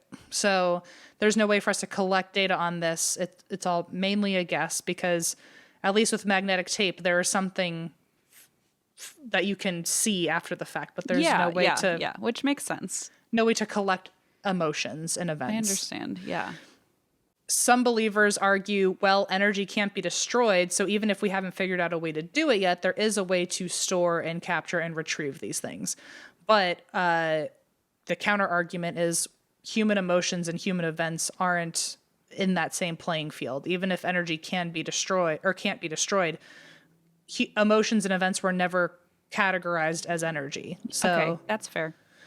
Another skeptical look at it is that several notoriously haunted places are on top of sites with no special mineral properties. So if we're saying that you have to have certain minerals there holding energy so that a residual haunting happens, you got to be able to explain things like Gettysburg, which is incredibly haunted, but the leftover rocks that are there have minimal quartz, minimal limestone. So how is it that something so powerful... It was almost like they were pro ghost for a second, because they were like, well, it is super haunted, Gettysburg, which is famously not in Florida. And also like not covered in snow or showers. Interesting. Just explain yourself is what I'm saying. It's just dirt over there. But Some believers even say that stone or rock, maybe they can capture memories through some sort of geomagnetics that we don't know about, which sounds like I don't know if geomagnetics is a real thing, but it feels a little like a conspiracy theory. It does a little bit, doesn't it? But so when people say like, oh, well, through geomagnetics, maybe there's a way that like, all the minerals are all interacting with each other and we're unaware of it. But the counter argument to that is that, quote, Earth's magnetic field is not strong enough or precise enough to imprint a distinct sound or image into existing crystals, which fair enough. I guess, yeah. Also, another argument about how hauntings could exist, but not through stone tape theory, is that these could all just be optical illusions and people have been primed about what they might see because they know they're going into a haunted place. So all of a sudden they're seeing things that doesn't have anything to do with stone tape theory. It would just be basic psychology of like being primed into the experience. Okay. Also, this is a list of several questions that I found on several different sources. I just kind of put them all together. But Sure. one of the bigger arguments with scientists is that the following questions remain unanswered, and they are very valid, quantifiable questions that stone tape theory should be able to answer. But since we don't know these answers, we can't even begin a scientific framework to study this. So some of the questions I found all across the internet were, how do these images, like truly, how do the images get recorded into stone? Mm-hmm. Why do some events get recorded and others don't? Like, what's the limit? What's the line between yes or no? Mm-hmm. How do these images truly play, like back to people? How often do they? Do they die out?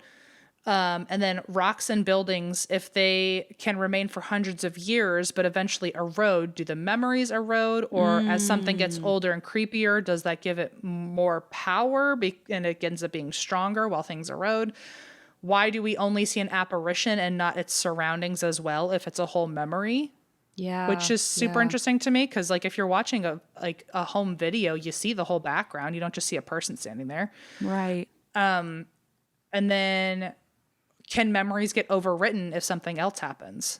Or do, let's say, two traumatic things happen in one space, do they start playing on top of each other, kind of like how music recording on top of each other, you'd still hear different traces of both? Or does one cancel the other out because one's more powerful? So I just thought those were all, maybe not all of them are quantifiable questions, but they are certainly solid questions. Yeah. So then I think the rest of this is a whole quote from Higgy Pop, and that's the rest of my notes. But Bring it home, Higgy Pop. Higgy Pop, if you don't put that on a goddamn shirt. Okay, so this was just one big quote kind of explaining some other questions that scientists would have about stones and energy holding on to old memories. Okay.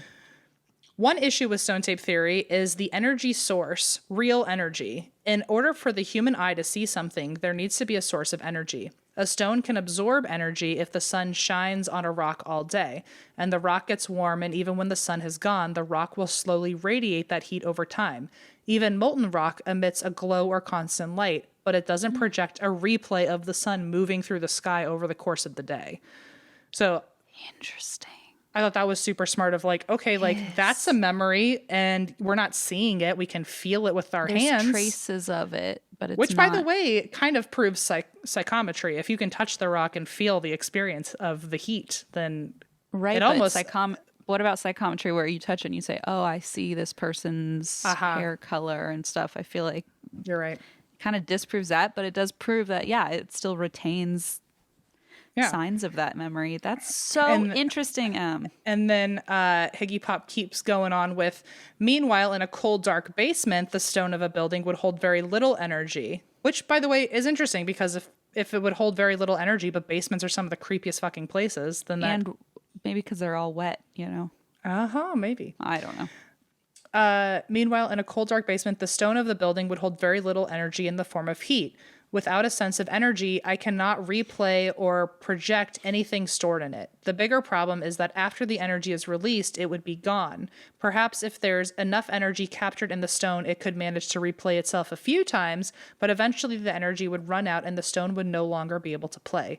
This is also where the stone tape and real magnetic tape differ.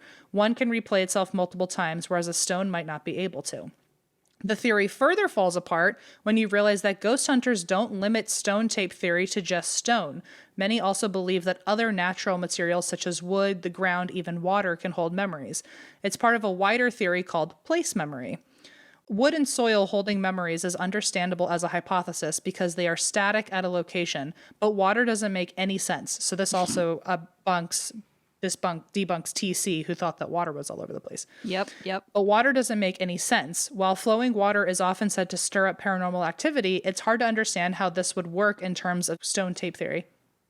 When water molecules in the liquid would be flowing away only to be replaced by others. So if water holds a memory, but then it goes down the river, that memory's gone. So how could it keep replaying itself? I do understand the skepticism there. Yeah.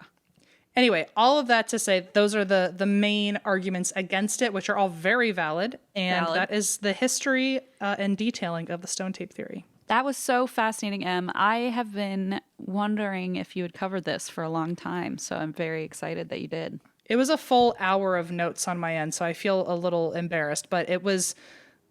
I'm sure it could have been dwindled down, and I repeated myself a million times, but honestly, I needed it.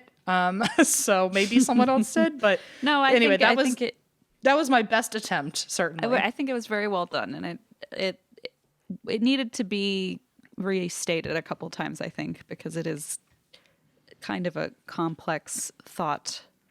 I think I feel like the concept is pretty obvious. It's just residual hauntings, but I feel like the how of every person's theories kind of throws me off because some people, I don't know.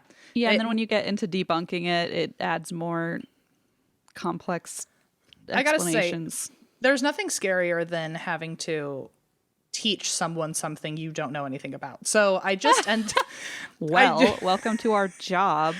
I know, but I just if I'm ever repeating myself a lot and even you, the listener, is thinking like, oh my God, shut the fuck up.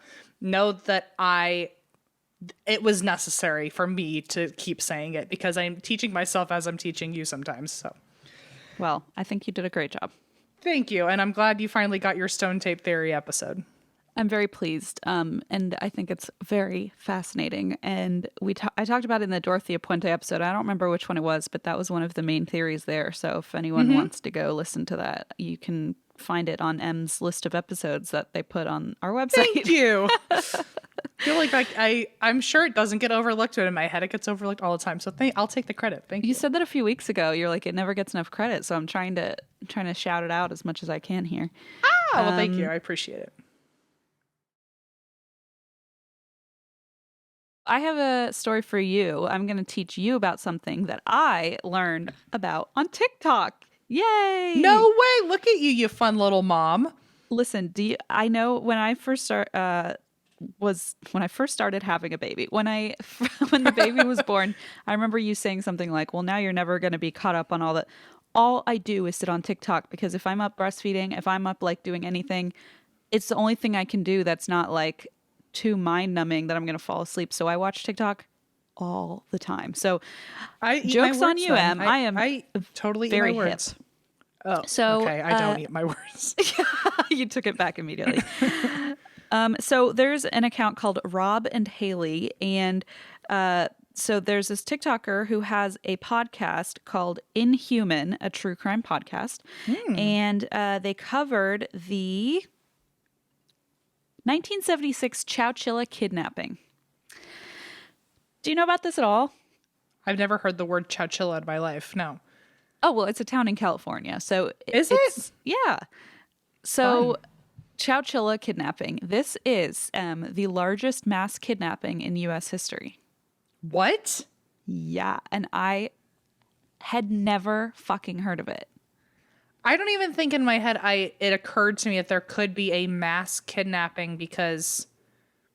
Right? I feel like that's I don't know. It's just I feel like a wild concept. Yeah, I feel like that's... I don't know. I feel like the kidnapping a lot. Okay, whatever. It never even occurred to me. Well, I hadn't heard about it either. So then when I saw this TikTok, I was like, well, okay, I got to dig into this.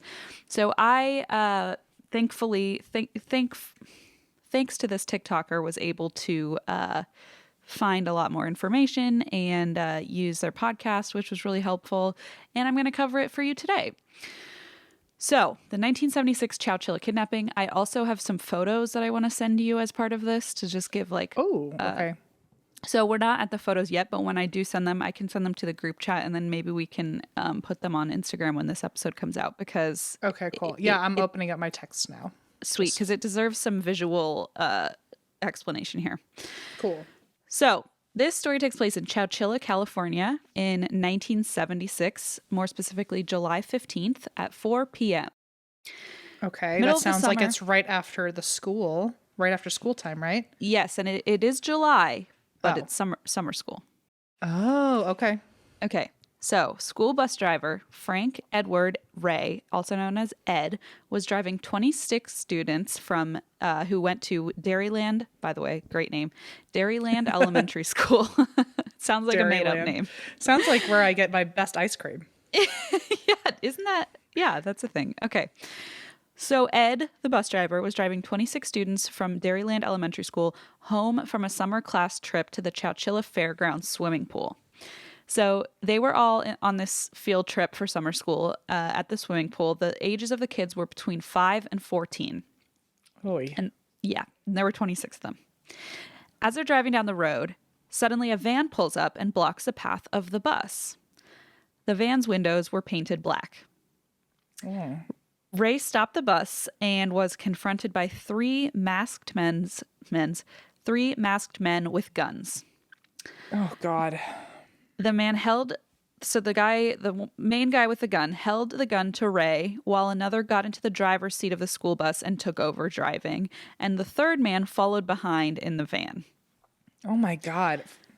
Already fucking terrifying. Well, also, like, first of all, I can't imagine being a child seeing this and, like, you're, but then on top of that, imagine being Ray being like, if I fuck up, a child could get hurt. Like, Yeah, you're suddenly like I get into this later too, but you're the only adult with 26 children, and or at least the only adult not involved in, committing this crime.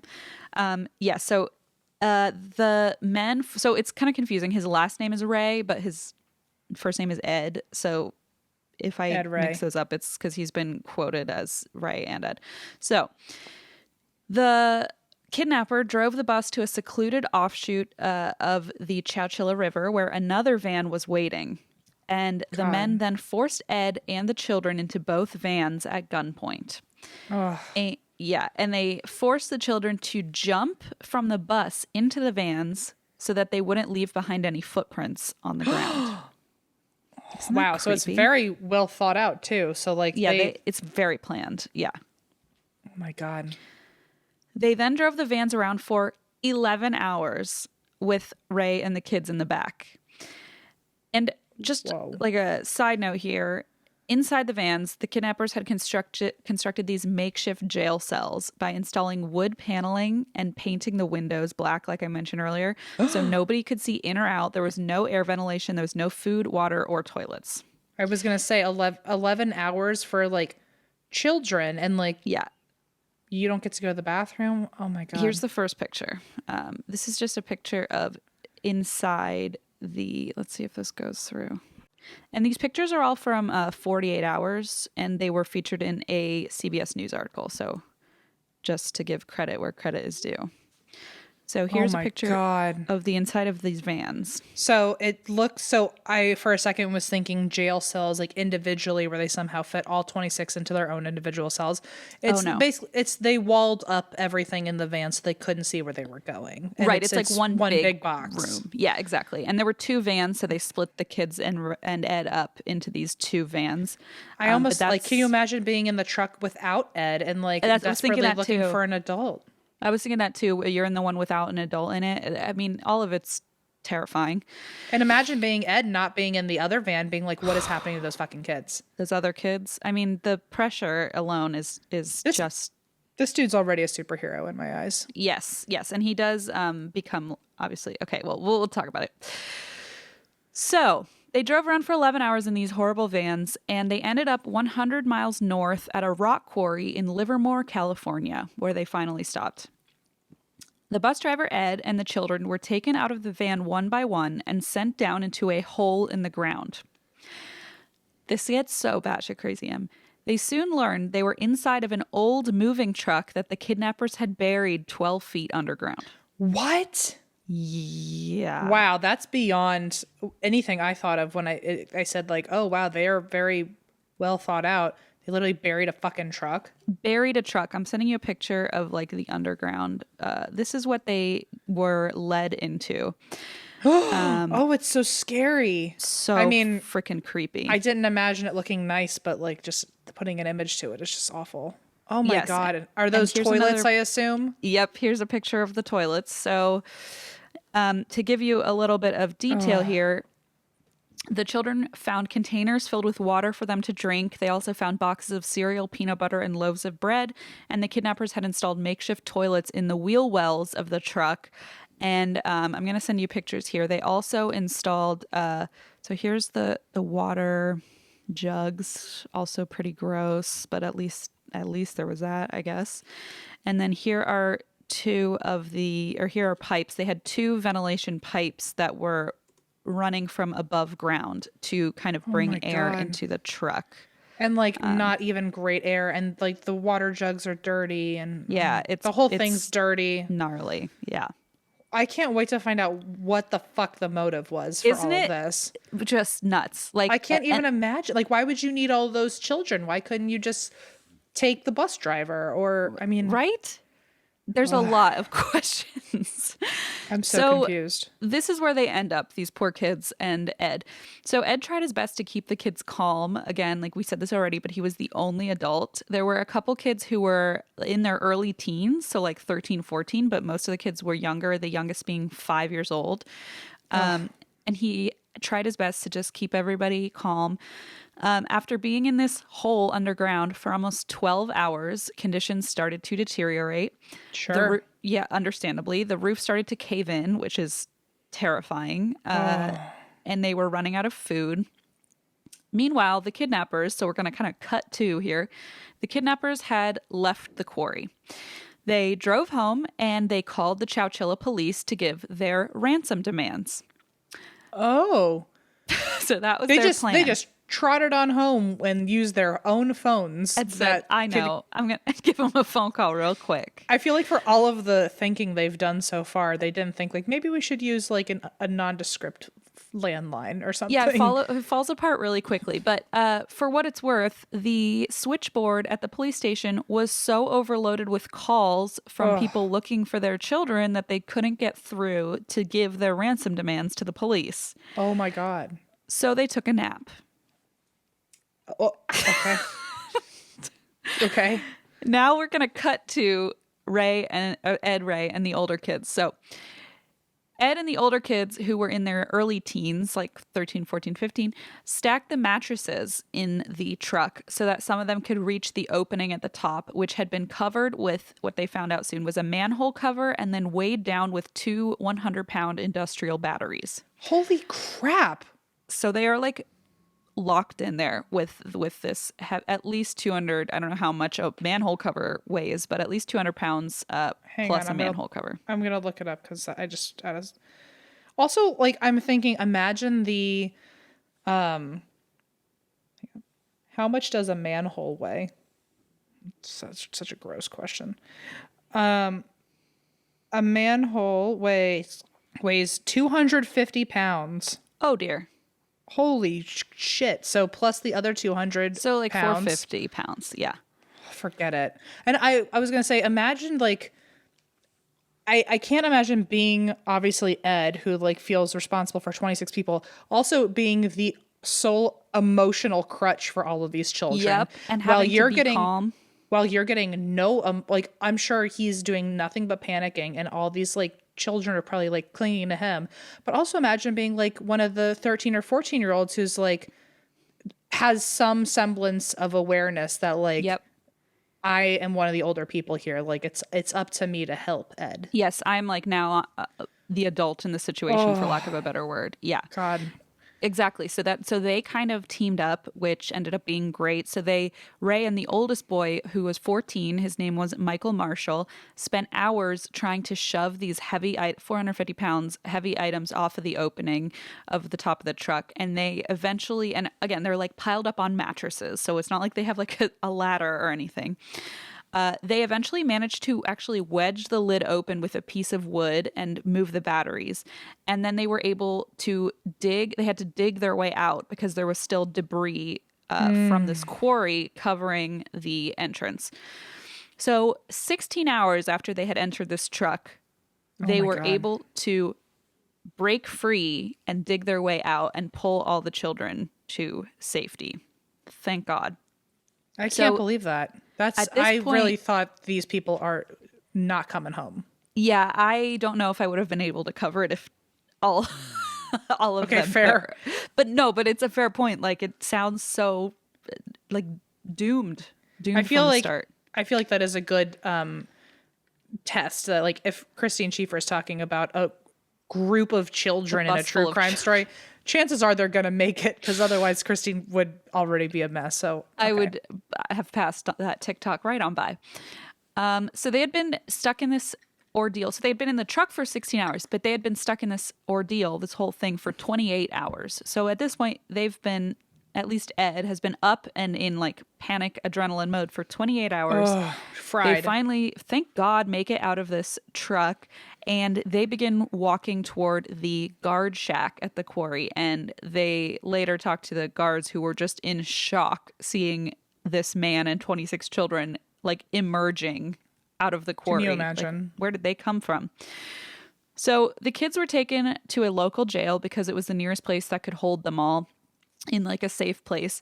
They were given apples and soda and they were examined by doctors. There's a lot of photos of this too online. And it's, it's sweet because the kids are so happy to be rescued. Oh my God. It's all, it's from the 1970s. So it's kind of old school, but the photos there's still plenty of photo evidence of all this. They're examined by doctors. The kids were very relieved and patient, but they were antsy to get home. Obviously, they had to wait 4 more hours until they could be reunited with their families. And at this point, they had to board another bus. Terrifying. Last thing you would probably want to do.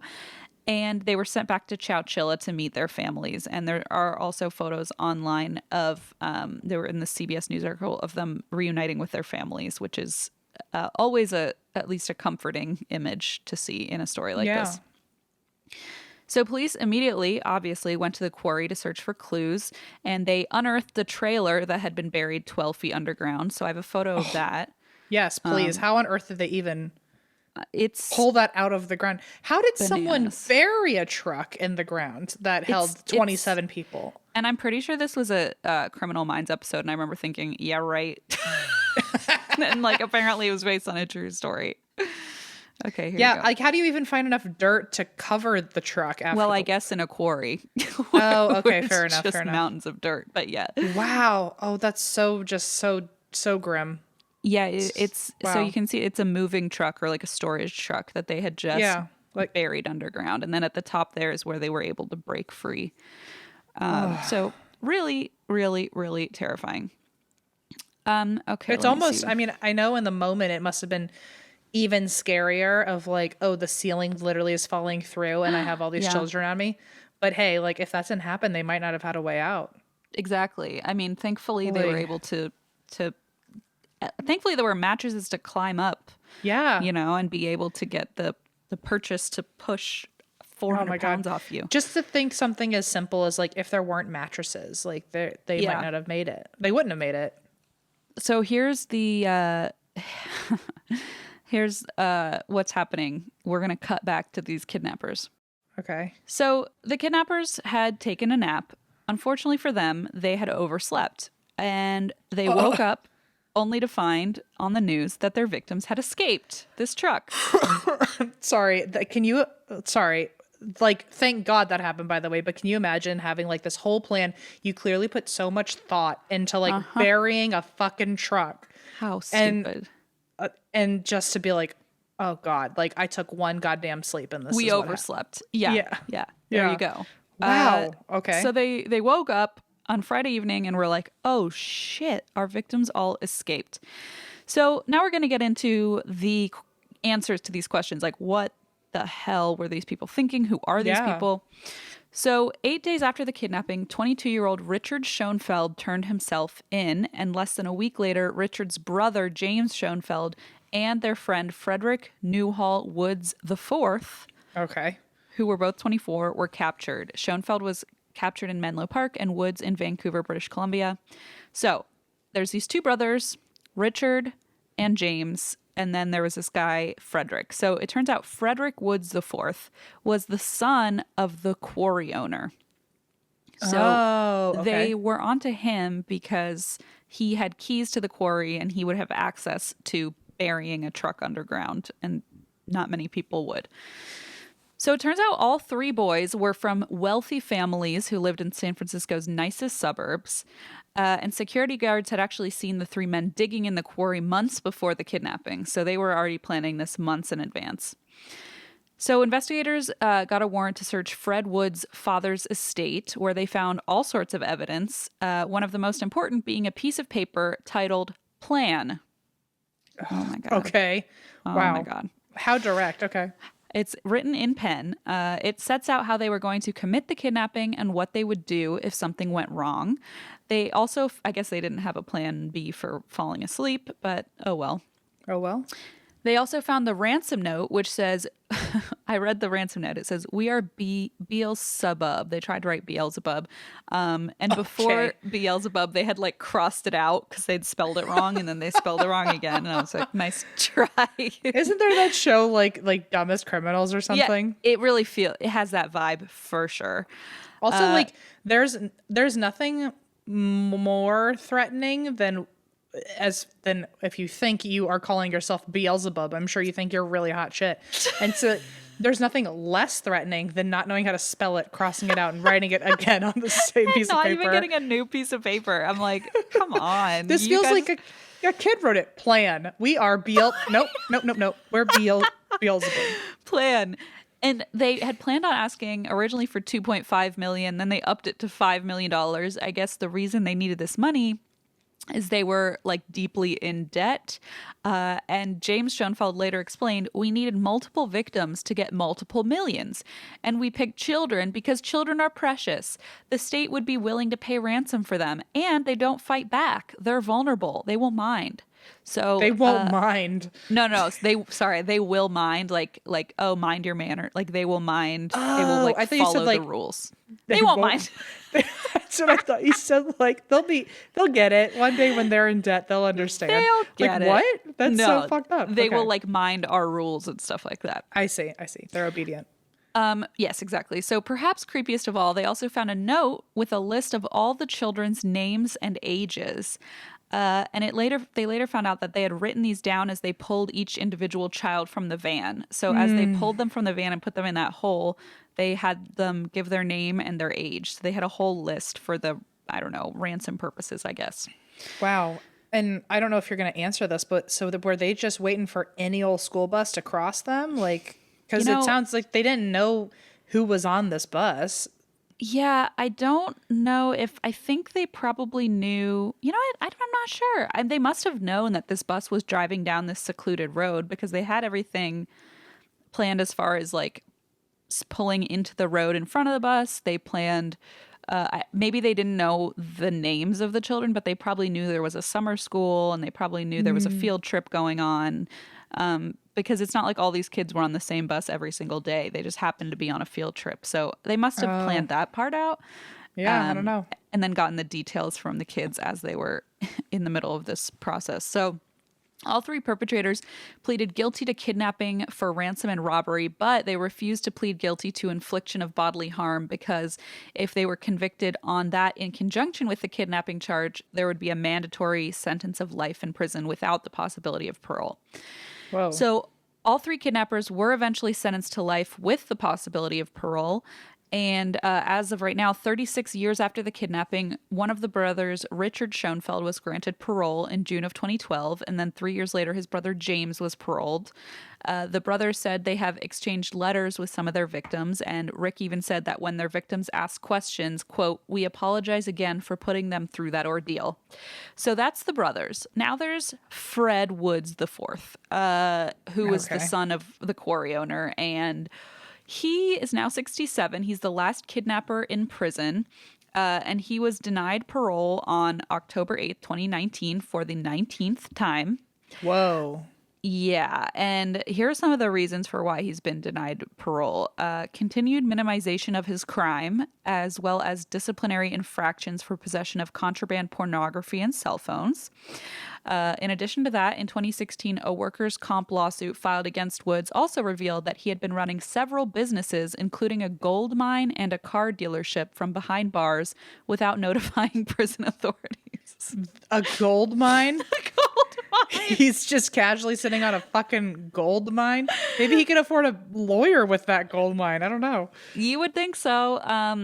What does that mean? I don't even, whatever. He's also the heir to two wealthy California families, the Newhalls and the Woodses. So he already has like trust funds from both of these families. And yet now he decides he needs to be running a gold mine from prison. Whatever. I mean, he's still up to his crafty ways, I guess. But but also like, dude, like, I don't know. I was not expecting even the brothers to be able to get out, but I guess if they're actively making amends with people and all that. Yeah. And so I guess one of the brothers gave himself up, so I bet that gave him a leg up as far as like getting paroled. And the other brother seems to be repenting in some way, or to have acknowledged, how bad this was. So yeah, you're probably right that that's why they got, paroled eventually. But Fred, it gets even worse because, as I said, he's the heir to two wealthy California families, the Newhalls and the Woodses. So he inherited a trust fund from his parents that was described in one court filing as being worth $100 million, which now is approximately $113 million. And although Wood's lawyer disputed that amount, that's the information we have as far as a court filing said. So he does have a lawyer who said it's not that much, but okay, then how much is it? We don't know. Gotcha. He's married 3 times in prison, and he has purchased a mansion about 30 minutes away from prison. So just for other people to use, I guess. I guess just empty for him in case he convinces someone to let him out. I don't know. I was gonna say, like, what? You couldn't just like rent it like a super small apartment for starters, like. You also think, like, why would you want to live 30 minutes from prison? I would buy a mansion in Bermuda and be like, let me out. I have places to be. I'd buy my own island or something. If you got that kind of money. I'd be like, no one's going to tell me what to do over here. Yeah, get me out of here. But I guess that's where he wanted it. What a wild way to use your money. And I don't feel that bad about my Pokemon cards anymore. You shouldn't. I think you're okay. You know what? I certainly didn't buy it I did buy a very necessary purchase, but nothing as expensive as a mansion I can't use. No, and you probably helped fund, what was it? Where did you buy them? I eBay them off of people who are selling their collection. So people are... You're helping people who are selling their stuff. I mean, it's not like you're buying them off, Amazon or something. That's true. Yeah. So as for the hero of our story, good old Ed Ray, the bus driver, he was obviously revered in town. He helped, not only did he help the children escape, he helped them keep calm and, feel safe, at least safer, while they were all in this 28-hour ordeal.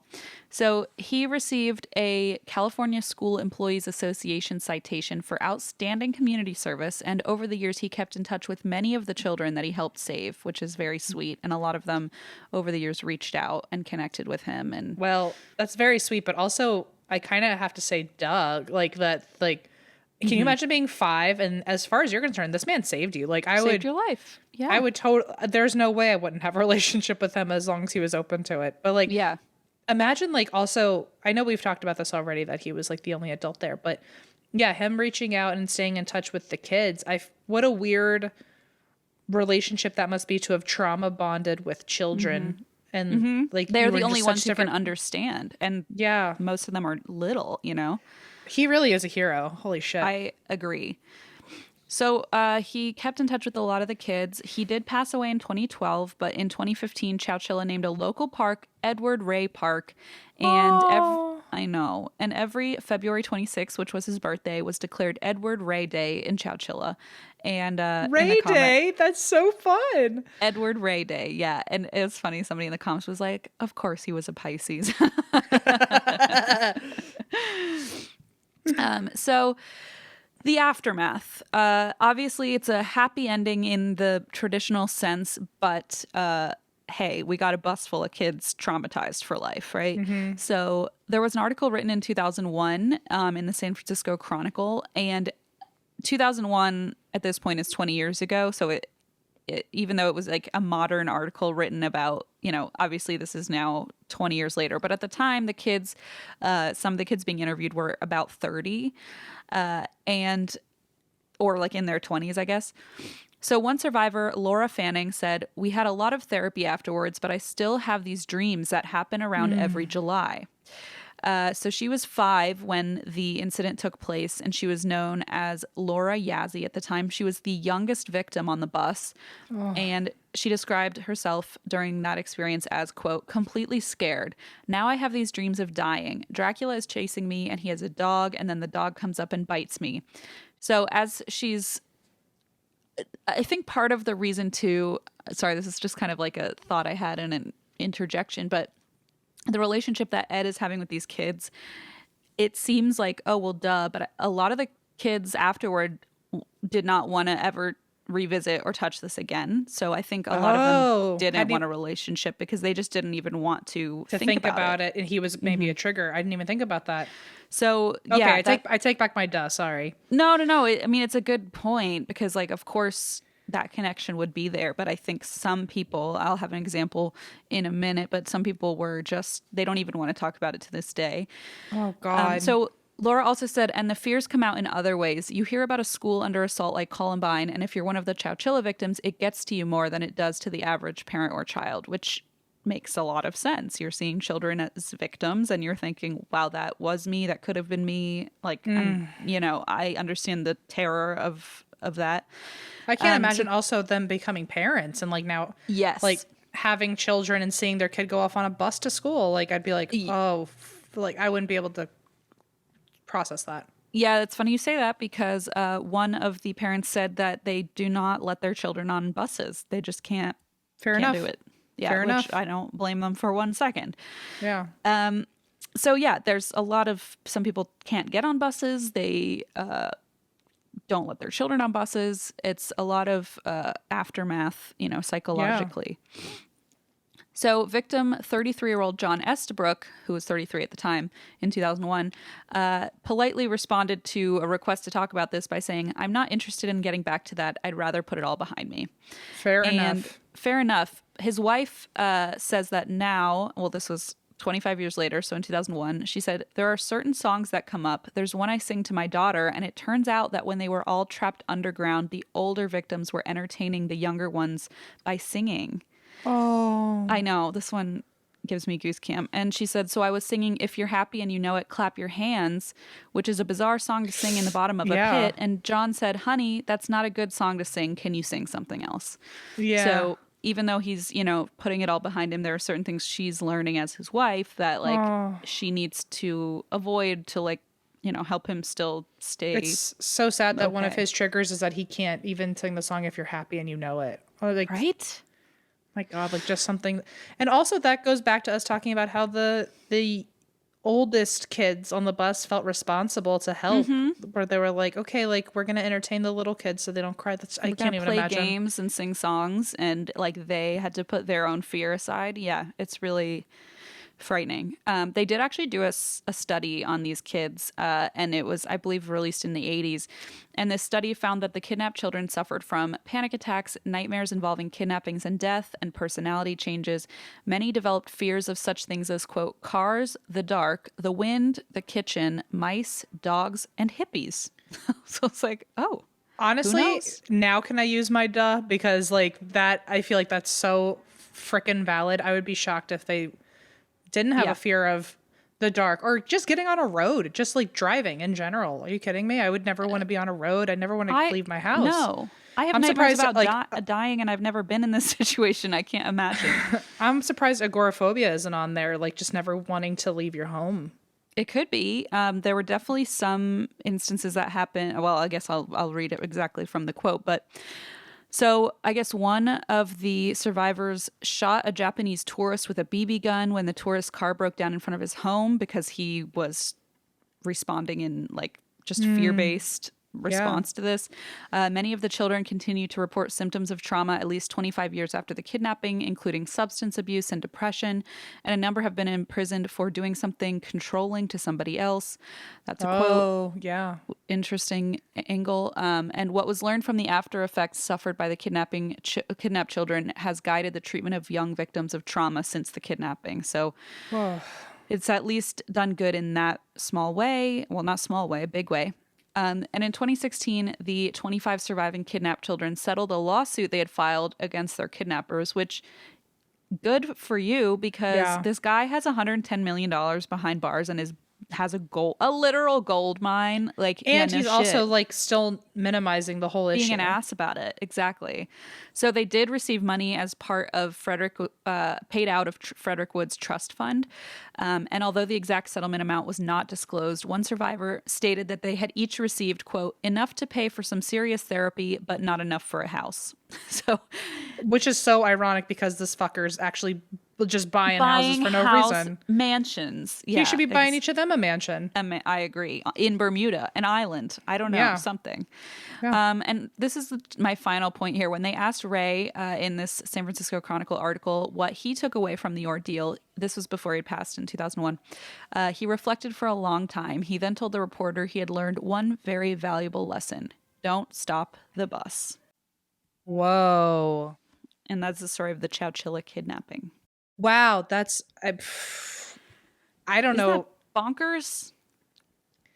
Wow. That was I mean, when I say a good story, I hope you know what I mean, but that was I mean, I know what you mean. Yeah. Super eerie. I just feel so bad. I feel so bad for those kids. I can't. Yeah. The fact again, it's one of those things where like because it is relatively recent, it's harder to be able to remove the reality from it, which shouldn't be happening anyway, but it's because it's people are still alive from that time. It's, you know what I mean? Like, yeah, it feels more visceral. I don't know. More powerful, more eerie, more it can happen to you. And yep. It's just just another thing for, I guess, you to be terrified of now that you have a child too. I know, right? It never ends. And I mean, one of the reasons I bet that this hasn't been as extensively maybe covered or known about is maybe because thankfully everybody physically survived the incident. I wonder if, obviously if everyone had died, that probably would have been a much more, I don't know, widely spread story. But it's just such a crazy story for me to never have heard about. Doing this show for 5 years, I'd never heard about this. It's just baffling to me. Yeah, and also I just like how you said earlier, I mean, it's the largest mass kidnapping. Yeah, in U.S. history. At least it was at the time. I'm not sure if that's still the case. Let's hope the number hasn't changed. I know. But like the fact that no one has even talked about this or like even knew about it, I guess the narrative would have been really different if everyone died. Yeah. Which also makes me feel kind of sad that like, because they survived, like this shouldn't be mentioned? Like, no, exactly. Exactly. It's the only thing I can think of that as a reason why this hasn't been more widely spread. Oh my God, the trauma, I can't. Buried alive, I mean, terrible. Truly. So. Oh my God. That's the story, Thank you. Well, that was a good one, but wow. I'm sure I don't know. I don't even know what to say. I what did you think of it as a mother going in? Did it affect or did it paint your image differently? I don't think so yet. I think It's still removed.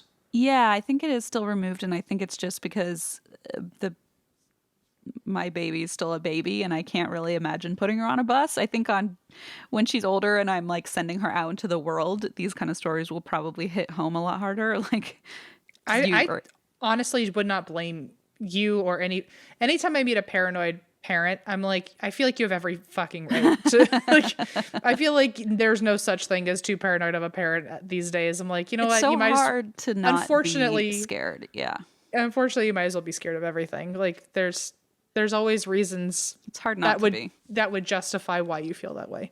Yeah, yeah. Boy, and like you said, I'm scared to just leave my house sometimes. So I don't even, I can't imagine having to worry about another person living a life. Oh my God. Separately from you, yeah. But anyway, that's the story. So I guess now we're going to do our little bonus thing for Patreon. Oh yeah, if you haven't tuned in a while, we're now doing additional content on Patreon where after we record, we just hang out for a little, do a little chit chat, and maybe I'll talk about my gross Fiji water bottle again, full of grape juice. We can only hope. We can only hope that that doesn't happen. So, and that's why we drink grape juice out of Fiji bottles. No, thank you.